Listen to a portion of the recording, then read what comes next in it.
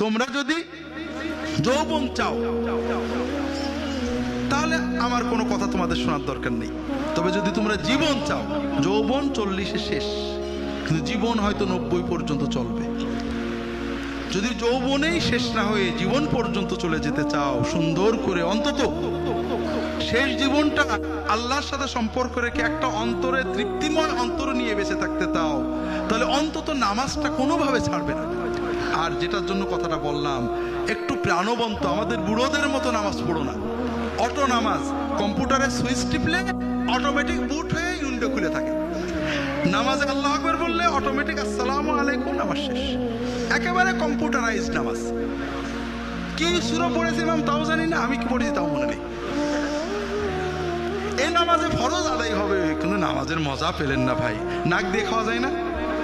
নাক দিয়ে খাইলে খাওয়া যায়, পাইপ দিয়ে দেওয়া যায়, কিন্তু নাক দিয়ে খাইলে মজা পাওয়া যায় না।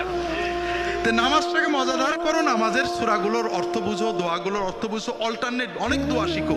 নামাজের ভিতরে রুকুতে সেজদায় আল্লাহর কাছে চাইতে হওয়ার জন্য ছোট্ট ছোট্ট মাসনুন দোয়াগুলো শিখে নিও। হিসনুল মুসলিম বই আছে, আমার রাহেব এলায়াত আছে, বিভিন্ন সহিহ সুন্নাত ভিত্তিক বই আছে, শিখে নিও ছোট্ট ছোট্ট দোয়া, একটু বুঝে নামাজ পড়ো।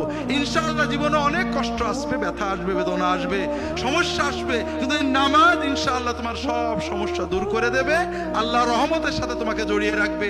মৃত্যুর পরে আল্লাহর ওলি বান্দাদের সাথে তোমার স্থান হয়ে যাবে।